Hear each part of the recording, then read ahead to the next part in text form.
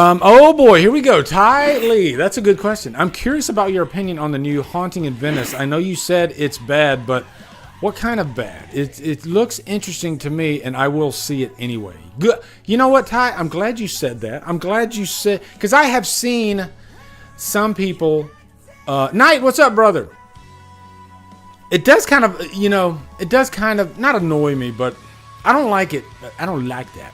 I don't like it when I review something and somebody says, "Thank you, I will not waste my money." You know, and that it's your dollar, so I can't blame you there.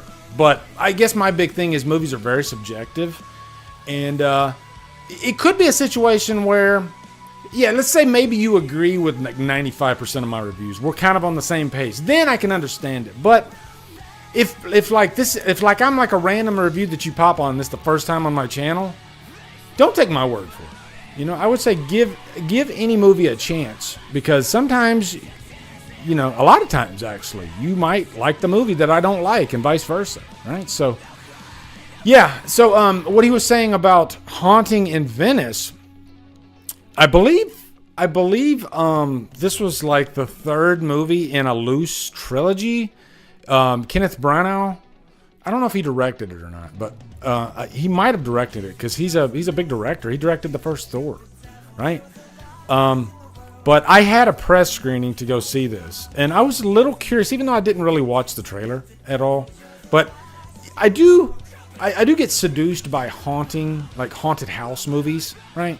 And so I thought, you know what? Maybe I'll go check this out. And I'm not against like what you would call highbrow horror. Or maybe it's not really that scary. So I guess my first ding about this movie, right up front, I didn't like this movie, okay? First thing about it is it's set up like a horror haunted house type movie, but man, I wasn't scared. Well, I don't really get scared in movies anyway, but you know what I'm talking about. I didn't feel the goosebumps.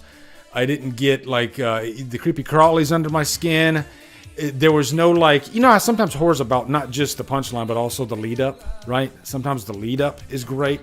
Movies like It Follows have great lead up, Sometimes lead up doesn't result in the best punchline, but the lead up is at least there to get you on board, to make you feel something, right? And this movie didn't even have lead up for me. It was more character driven, which usually I love character driven any type of movies, right? But I didn't really care about the characters and their backstories and what was going on. I guess I kind of felt like I was over here and the characters were over here, and I wasn't really in that little circle, So it was hard for me to get invested. Now, I will say, like, Tina Fey showed up, and I was like, I'm a big Tina Fey fan. I usually love her writing, her style of comedy. She didn't write this, I don't think, but I felt like she was wasted, and it was almost like, what is Tina Fey doing in this movie? Because she doesn't seem to fit with the other characters at all. But, it is one of those, like, mysteries, kind of akin to, like, Agatha Christie and stuff like that. But, man, just overall, it just missed the mark for me. I was bored. I've stated this many times. I don't care what kind of horror movie you are. If you bore me, then that is the ultimate crime. I don't like being bored in horror movies, all right? Please, please, please do not bore me in a horror movie, because that's it. I can't. And there's a difference between a boring movie and a slow burn, all right? A slow burn, it grabs you. There's something there to keep kind of pulling you along throughout the story, right? But this drops you off a cliff and it never pulls you up, like right at the beginning, at least for me. So, Haunting in Venice, I got to give a negatory. And you know what? I was going to review it, but hell, I might save myself some time and clip this out. Thank you for asking. Yeah, I did not care for it at all. I'll be curious to see what other reviewers say, or just the general audience. I'll be curious to see what the reception is on this. Because, again, this might be a certain brand of horror that people might like, right? And I do like all different types of horror. But Dave Vanderhoff, this is not a slow burn, though. At least for me, this was not a slow burn. All right, this was just, I don't care. That's what it felt like throughout the whole movie.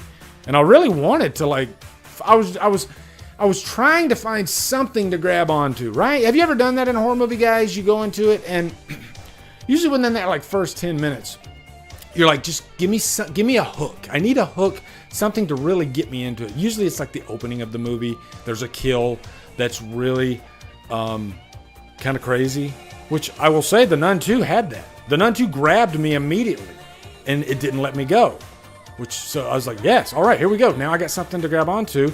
Let's go for the ride. This movie, I was just constantly waiting for something to grab me, and it just didn't. So yeah. I guess that's my little review for Haunting in Venice. Decent performances, but so what? I mean, if you're I guess a big studio movie, I expect at least decent acting, right? So I usually don't waste my time telling you guys about acting unless the performance is really, really bad or really, really good, okay? This was just, Kenneth Branagh, wow, great freaking actor, okay? He can handle any accent. By the way, speaking of the acting, I will say, I couldn't tell if Tina Fey was trying to do a British accent or not. I will say that right now, because there were times in the movie I'm like, wait, is she going for kind of a British accent? And then there were other times it was just full-on American accent. So it was kind of like Kevin Costner in the Robin Hood movie that he did, Prince of Thieves, where some scenes he would be speaking in an American accent and some scenes he'd be really going for like a British accent. So yeah, I guess for a rating, I would give it a 2 hours lost, because I'll never watch it again, ever. But I'm curious to see what you guys think of it. So don't take my word for it now. If this is something that grabbed you by the trailer and you're like, I need to see this, by all means, go see it, okay? And let me know what you guys think, all right? Erica says, why do people keep falling for Costner movies? Well, I will say, glad you said that, Erica, because funny enough, I like Robin Hood, Prince of Thieves. I do. But the acting does stick out at times. I don't think it completely engulfs the movie, but it's noticeable. It's definitely noticeable. But luckily, I love the story, the direction of Robin Hood, Prince of Thieves. There's definitely some great character moments in there, some great escalation. But Kevin Costner's done some decent movies. One of my favorites is Bull Durham. And I'm not even a big baseball movie fan, but I do love Major League and Bull Durham. I think those are my two favorites. And Bull Durham is a classic freaking movie.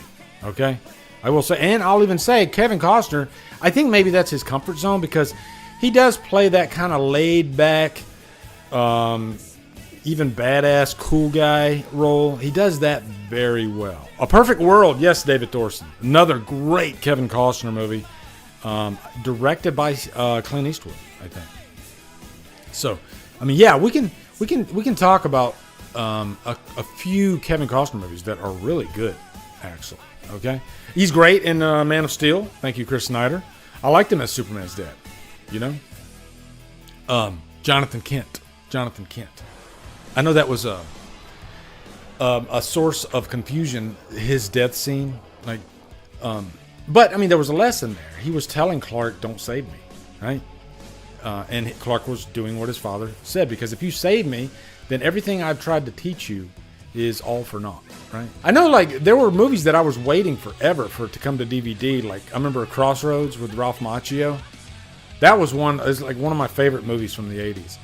And it took forever, I think, to finally come out on DVD. Another one I think was Skin Deep with John Ritter. That's another one of my favorite ones from the 80s. Eugene Moore. Yeah. Some movies aren't even, this movie I was talking about, Pandemonium, is not even available on streaming. The only place you can find it is on YouTube, a really shitty copy on YouTube. And I think you can find it on VHS for around $30. Chris says Hellraiser 2022. Yeah, a lot of these newer movies too, they're not releasing them on physical media, which is weird, isn't it? And I did a whole video on this during my live stream a few live streams ago. And I was talking about how physical media, it could be going away. Probably not for good, and probably not for quite a few years, but I feel like we're in the beginning of something.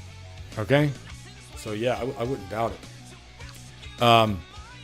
I'm honestly surprised Prey is getting a physical release, and I threw down that $40 to get that steelbook. I did. I'm looking forward to getting it. H2O's getting a steelbook here in a couple weeks. I pre-ordered that. Guys, have you pre-ordered anything in the past like month? Sometimes I'll pre-order stuff and I forget that I pre-ordered it until it shows up at my door. You know? Because it's like I pre-ordered way too far in advance. Yeah, $40, man. I feel bad about it. I feel like sometimes I get duped. And I'm usually really good with buying physical. I'm not one of these guys that has to go out and buy something every week. I'll even say I don't buy physical releases that often anymore. You know, since probably over the last few years. If it's a big horror title that I gotta have, and it's usually like a classic catalog title, you know, like say like the Dawn of the Dead release that came out I think last year. I don't really buy new releases that often, you know, just because I know that they'll be available on streaming. So, and you know what? I have a big collection and I don't want to take up more room if I don't need to, right? So that's kind of my thing too.